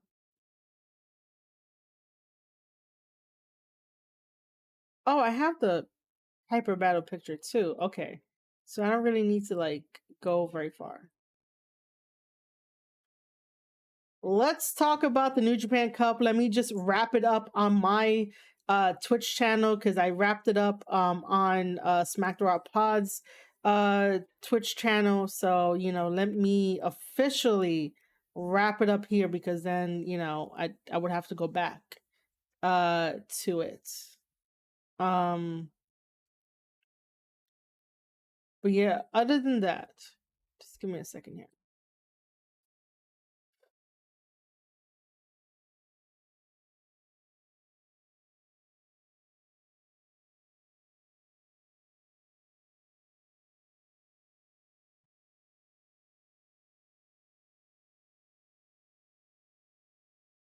All right. So, as you know, on March 27th, New Japan Cup wrapped up the finals. It was Zack Sabre Jr. versus Naito. And surprisingly, Naito lost against Zack Sabre Jr., which is surprising. It's surprising to me. I was hoping that Osprey would have came in and messed up the match only because Osprey didn't tap when he fought Zack Sabre Jr. And so if he was that mad, like he should have came in, destroyed Zack Sabre Jr. and definitely like, you know, um, talk some more shit because he was doing that before. Um,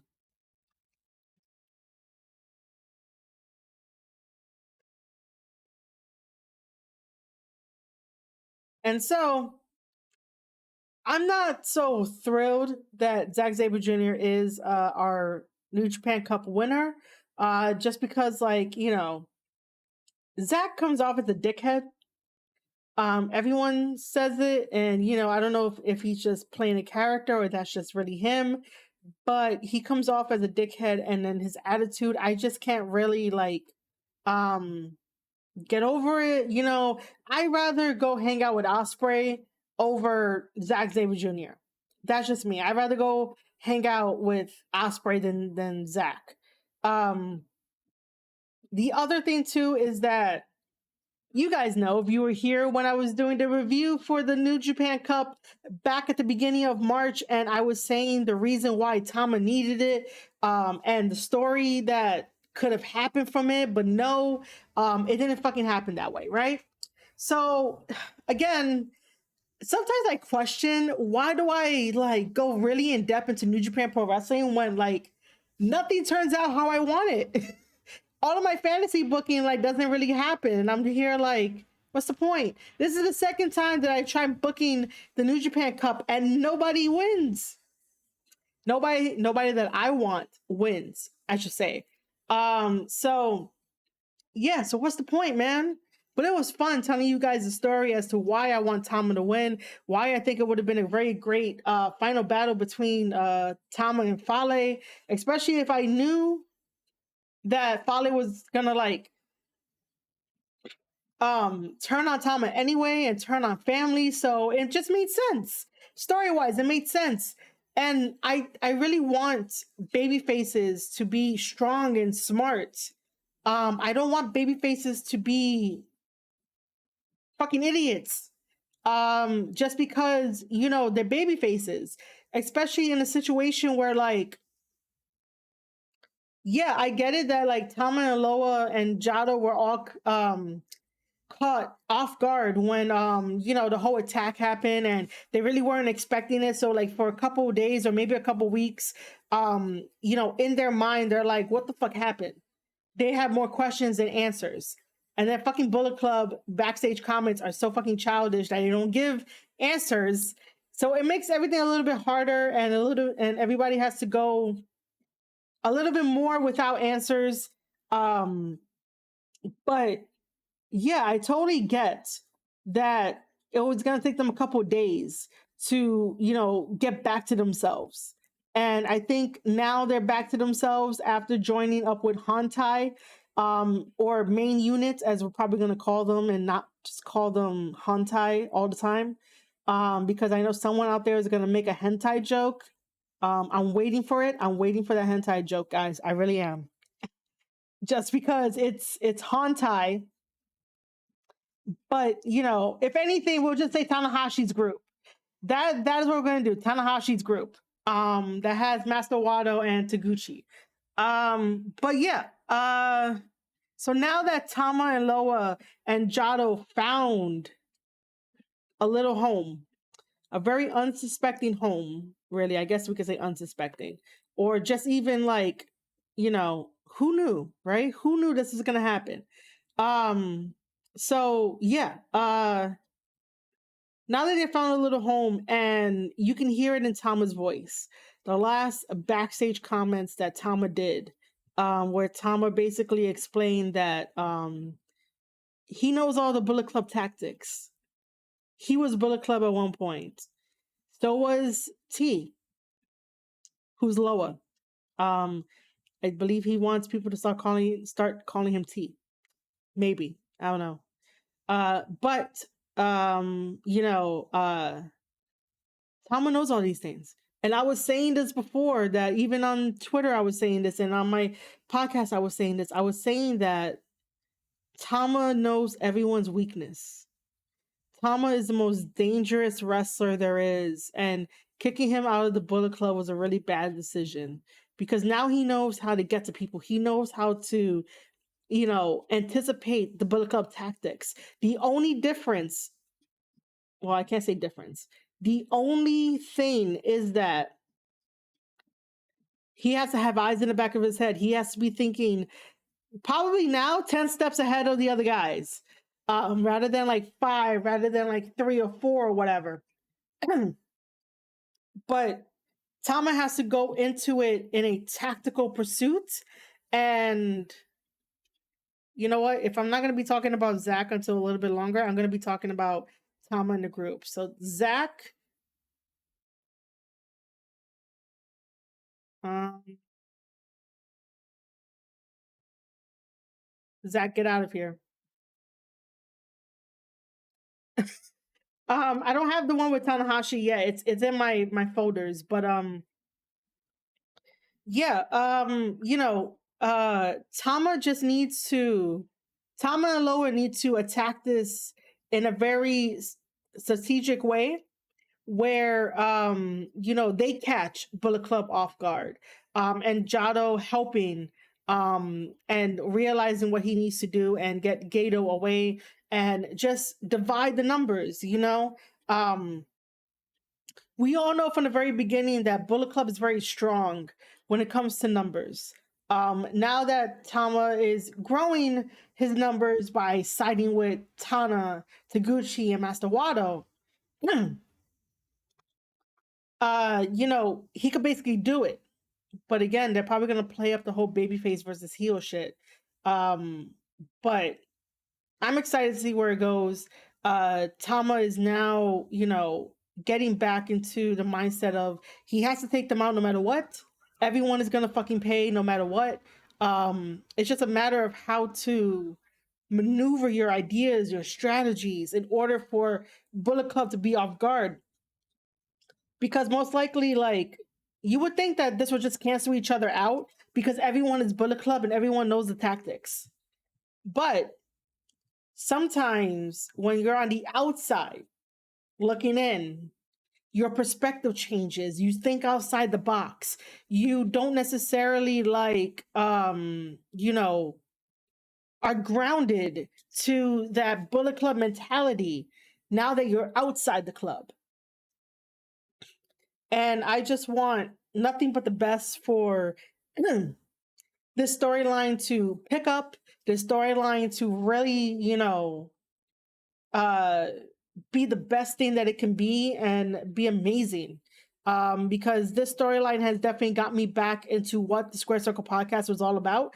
And that's breaking down these stories for you guys to understand it and appreciate it more. And then we could always do conspiracy theories. We could always talk about the what ifs and everything like that. So that's why I really enjoy this whole entire story and how it's coming together and everything like that. There's nothing new to really report on this Bullet Club drama story. You know, yeah, there's really nothing for me to report. So, let's go back to Zach.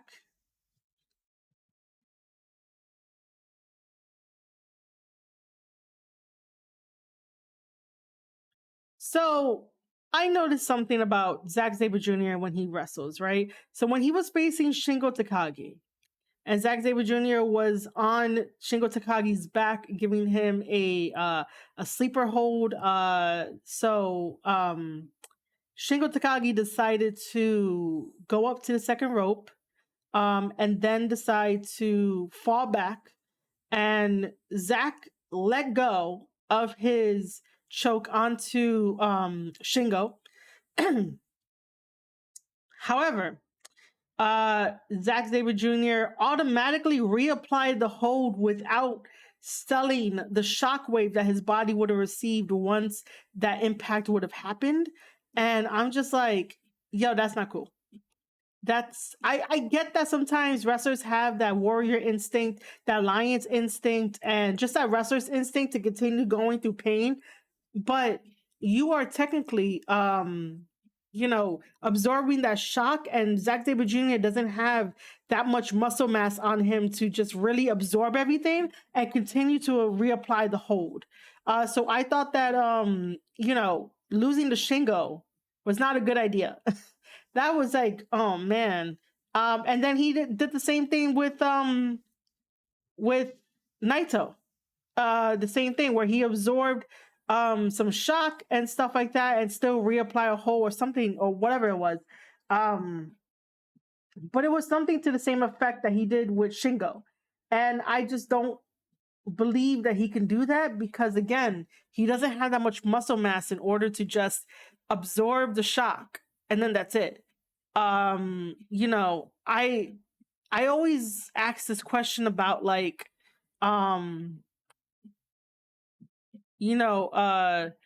is it that Zach proudly proclaims that he's a vegan?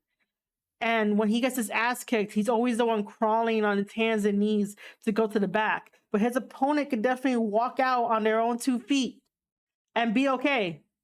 Like, why is that? I don't get it. Don't get me wrong, Zack Sabre Jr. is fantastic in the ring. I respect his in-ring ability. I just don't respect the way he goes about certain things, the tiny little things that he can definitely fix and whatnot. But he's 100% vegan, so he's not really gonna listen to me. So yeah, that's as much as I'm gonna go with Zack Sabre Jr. If he does take the belt off of Okada, I don't know how I feel about that. But then again, I don't mind if the belt changes hands. I just need Ospreay to come in and like beat the shit out of him. That's all I need. I need Ospreay to come in, beat the shit out of him, and that's about it. But yeah.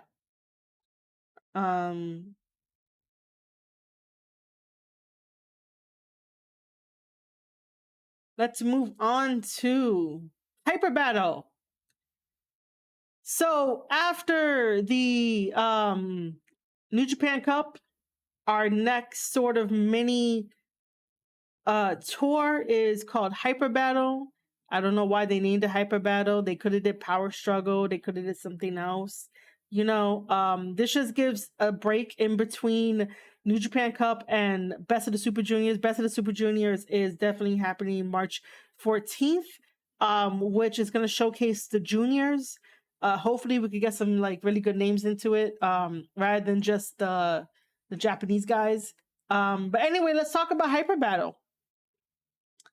This is night 2 of Hyper Battle. Night 1 has like warm-up matches, basically warm-up multi-man matches. But night 2 has like the belts and other things for contendership. Let me bring you guys up to speed about like the stories and like where we're heading. So talking about Zack Sabre Jr., Zack Sabre Jr. gets his title shot at Hyper Battle. Hyper Battle starts April 9th, so that's when New Japan picks up. Right now, they just have like a week off to recuperate and everything. Everybody fought like really hard battles. Or they might be doing some house shows that are not announced and will not be shown because their TV crew for TV Asia, I know I should say it right, but the TV crew of New Japan Pro Wrestling of Bushido Road does not travel outside certain districts and places, so they do not record really those things, those shows, which is sucky. It really is sucky. So yeah, let's talk about Hyper Battle. Again, Zack Sabre Jr. has his IWGP World Heavyweight Championship title match against Okada, who is our reigning IWGP champion. This basically, I honestly hope that Okada retains. I honestly hope that Ospreay comes in and ruins this match. If Zack Sabre Jr. gets the belt, cool, that's awesome. I still want Ospreay to come in and chase the belt for right now. But Do not forget, ladies and gentlemen, that um, Tama has his win over Okada during the G1. So whenever this happens, Tama is next in line for that championship title. So that's why I want Okada to still remain champion. And yes, I know Naito beat Okada during the New Japan Cup, which is unheard of. So Okada does have his um title opportunity as well. So, New Japan Pro Wrestling, if you are listening to me, please make it a triple threat match where it is Okada versus Naito versus Tama for the IWGP World Heavyweight Championship title match. Make it a triple threat. You guys don't really do triple threat matches as much. So just make it a triple threat. Whoever wins, wins. And I would love to see it. Again, let's put that IWGP World Heavyweight Championship title on the line where we have Okada taking on Naito, taking on Tama Tonga. People will pay to see that. You know, people will pay to see that.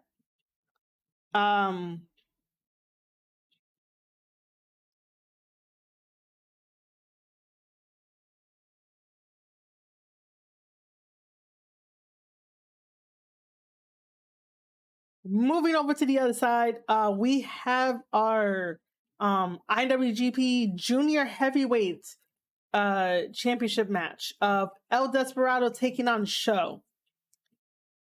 If I'm gonna be honest, House of Torture needs to get the boot out of Bullet Club because it makes no sense to have House of Torture inside Bullet Club.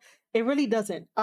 Evil does what he wants anyway, so why the fuck is he there in Bullet Club? It makes no sense. It's probably there just to increase numbers and just to increase Bullet Club stock. But so far, having Show in Bullet Club, yo, he is so adorable that when he cheats, I don't get upset. Whenever Evil and Dick Togo cheats, I'm like, why the fuck are they cheating? Like, do we really need this? No, we don't really need it, dude. Like, just stop for a second. But other than that, like whenever Show cheats, it's so adorable. So I can't take him seriously. And Show is so good in the ring too that it's just like, bro, I can't go against you, I really can't go against them. El Desperado is definitely a fantastic wrestler. Like, I love watching him wrestle. I love hearing him talk Japanese because it just sounds so smooth and like at some point sexy. So, it's really nice to hear him talk Japanese. As far as this match coming together, right? This is what happened. For the longest, Show has been coming out to El Desperado's matches and really like fucking him up. The same way that I want Ospreay to fuck up Zack Sabre Jr. is the same way that Show has been going after El Desperado for the past couple of weeks, maybe a month now, and has really been like, hey, I want a title shot. I want a title shot. So he's just attacking him and letting him know, I want a title shot. Finally, El Desperado is like, yo, this can't keep happening where people attack him for wanting something and, eventually end up getting it. Like, that's not how it's supposed to go. But it was kind of entertaining. It was kind of interesting. It's like, all right, cool. Here's Show. Show is coming out to attack El Desperado, and we're going to see what happens. So management finally put this match together, and this is how we came to it. Show just kept attacking El Desperado and got what he wanted, because that's what Bullet Club does. Bullet Club beats people down until they basically surrender, give up, and give in to their demands. Show's demand, ow. Show's demand was El Desperado, I want that championship title match. That's all it was. As for who I want to win, as much as I love watching El Desperado and support him, I would like Show to win the championship belt. And by the way, it is for the IWGP Junior Heavyweight Championship belt. I should say title rather than belt.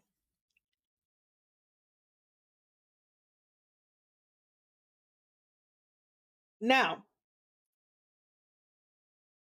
the next match is a tag team match. This is Goto and Yoshihashi, they are the IWGP World Heavyweight Tag Team Champions. They are taking on the team of Jeff Cobb and the Great Khan of the United Empire. And again, the same story that granted Show his title shot is the same way that they granted it for the United Empire versus Chaos. Goto and Yoshihashi are Chaos members. So remember that.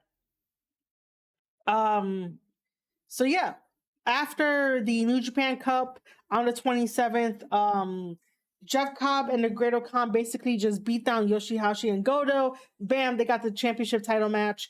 And I think this is sort of like compensation for, having Will get out of the New Japan Cup and him being frustrated.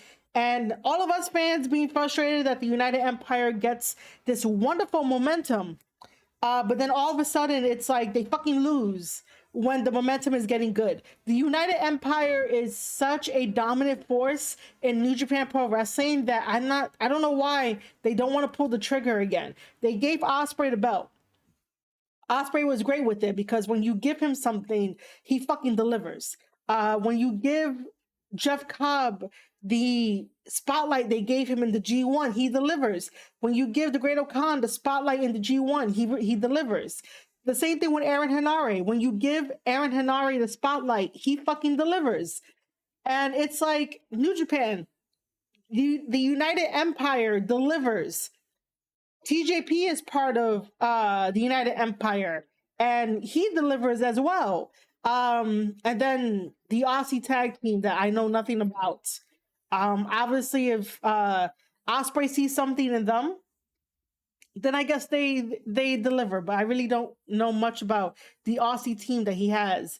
Other than that, like every single person of the United Empire basically delivers, but yet then they don't, they stop their momentum, and I hate that shit. Who I want to win in this match? Obviously, I want Jeff Cobb and the Great Khan to win in this match, but we know that's probably not going to happen. Yoshihashi and Goto sort of just got those IWGP World Heavyweight Championship titles. So most likely the office is going to keep them on Chaos. And then the United Empire is going to have to, do some more weeks, do some more tours about, getting their momentum back up there. Now we come to one of my favorite matches, and I'm so happy this match is happening. It is Evil versus Hiromu for that Never Openweight Championship title. Here is my problem with Evil being a fucking double champion. Yes, you heard me right. Evil is a double champion. Evil not only holds that Never Openweight Championship title that you see on his shoulder, but he is also the Never Openweight six-man tag team championship champion as well. Which it's him, Show, and Yujiro. Those three are the six-man Never Openweight champions. And they really haven't done much with it. And I was really thinking that, it would be great storytelling if Tama, T, and Jado take those six-man titles off of House of Torture. And that would be just a ego blow to Bullet Club and House of Torture. And maybe Jay would get upset and then we get more story and then that'd be great. But is New Japan listening to me? Maybe they are. I don't know. But I would definitely like that to happen because then that, that works for story. It makes sense with story, but that's not happening right now. But I really hope that Hiromu takes the Never Championship title off of Evil. Another thing I don't like is that long ago, because Jay is staying over here in the United States, Jay had the Never Openweight Championship title and they should have left it on him. So that way when he does these tours of the Open Challenge, it would be so much better. It would be so much better to watch his matches. I'm not saying that his open challenge matches are bad or anything. Like, Jay puts on a hella performance, and he does not really give you a bad match. Like, his matches are top tier fucking quality matches. But imagine with the championship title at stake, because then you're trying to wonder who's going to take that championship off of him. He fought Ishii. That was one-sided. They love putting Ishii versus Jay White all the fucking time, and I'm like, yo, I don't really want to see that all the time. But they put them together, and Jay lost the title at, it wasn't Resurgence. It was the one after Resurgence that he lost it at. And so, yeah, he lost the title, went to Ishii. Ishii lost it to Evil, and here we are.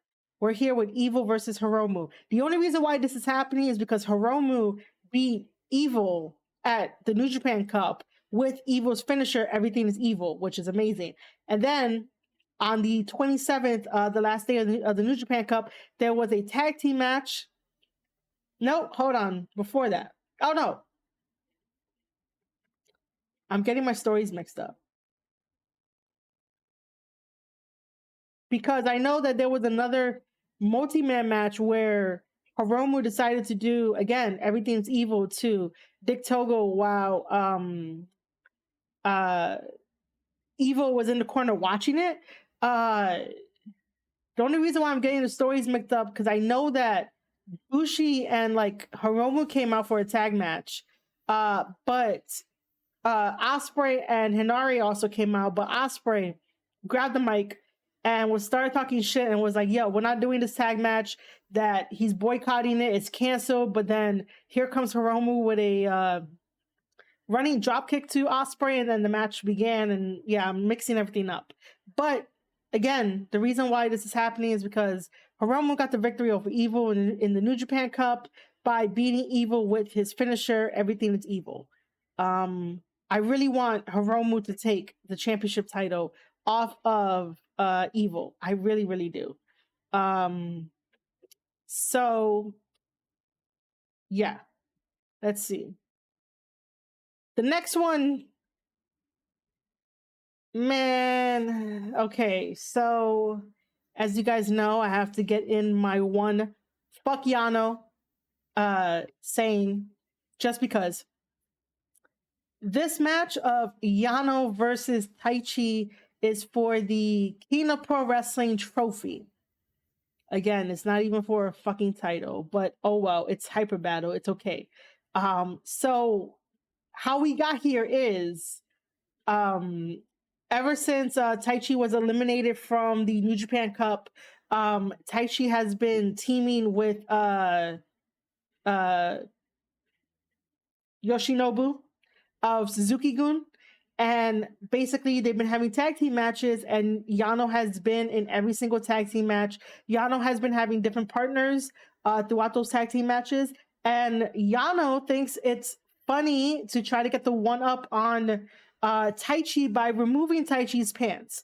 So for those of you that have never seen Taichi before, he's basically the Holy Emperor of New Japan Pro Wrestling, and you could think of him like a K-pop, J-pop idol. He comes out in the whole entire gimmick, as you see there, and he has rip away pants. And the only time that he like rips them away is when it's getting down to the final moments of like, trying to get the victory of the match. So basically, Yano thinks it's smart to rip them off ahead of time and try to get Taichi like unbalanced and out of character. And it has worked a couple of times. I think it has, but this is where we're at. Yano is basically making fun of Taichi doing sumo wrestling sometimes in the matches. So Taichi got fed up, and this is the match that we're going to be having at Hyper Battle. At Hyper Battle, excuse me. So yeah, that's how we got there. And then we have a tag team match. This is for the IWGP Junior heavyweight tag team titles. The team of Taguchi and Master Wato, who's part of Main Unit and Hontai with Tanahashi. Their tag team name is 6 or 9. It's a Tai Chi thing. No, it's not a Tai Chi thing. I'm so sorry. It's a Taguchi thing. They are taking on the former IWGP Junior Heavyweight champions, which is Taiji Ishimori and El Phantasmo. The only reason why this is happening now is because the same process. Taiji and El Phantasmo have been attacking Taguchi and Master Wato for the past couple of months. Even when Taguchi and Master Wato came in for the save for the Gorillas of Destiny and Jado. So yeah, same thing. Kept beating them up, and eventually they got their title shot. Also, there was an original match anyway between these two teams and Tiger Mask and Robbie Eagles at the time, and El Phantasmo was then exposed by having a metal plate in his boot because whenever he does sudden death, which is a super kick, but it knocks you out completely. Once that got exposed, he was having doubts about if he could ever do a super kick. So most of the members in Bullet Club had to pick up the slack for him. And so now, after kicking out Tama and T and Jado, he somehow miraculously got over that. Which, by the way, no one has been telling the story about it. And I'm like, why is no one, talking about this? So yeah, I don't fucking get it. Anyway, other than that, we're here now because of Taiji El Phantasmo implementing Bullet Club tactics to get what they want. So we are here, and what I would like is Taguchi and Master Wato to retain the titles. I do not want Bullet Club to have the titles. Taguchi and Master Wato just got it, and they're doing a phenomenal job as a tag team anyway. So yeah, that's my preview to New Japan Pro Wrestling's Hyper Battle. So I don't think I have anything else to cover. Nothing interesting is showing up on my Twitter timeline, so that way I could talk about it. So yeah, I'm definitely not going to be talking about WrestleMania, so you can save your breath for that. But I will say that I will be taking another short break. When I come back, we are just going to be watching some wrestling matches, some random wrestling matches. So yeah, that's going to be fantastic. So yeah, for anyone watching live in the chat, again, if you have any comments, questions, or anything like that, just drop them in the chat and I will read them and everything. But that's my analysis on AEW Dynamite, and that Dynamite basically can't continue to throw shit at the wall and think that they're going to get good ratings and just think that everything's going to be okay. Eventually this is going to backfire on them. We talked about New Japan Pro Wrestling. We talked about New Japan Pro Wrestling Strong, Lone Star, which is happening sometime this week, of Dallas. And then New Japan Strong Mutiny, and trying to get you guys up to date with all the Bullet Club GOD nonsense that's going on here and also in Japan. And then spoke a little bit about Hyper Battle. But again, I will be taking a quick break. When I come back, we are watching professional wrestling matches. So make sure to tell a friend and be here when I get back.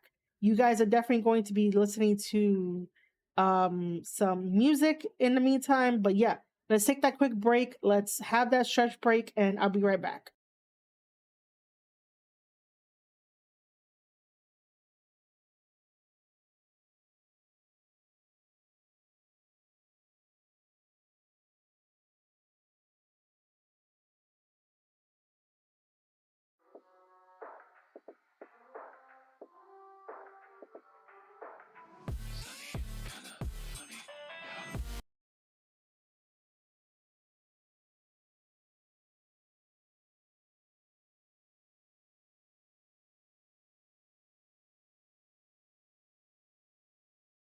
cage of shit.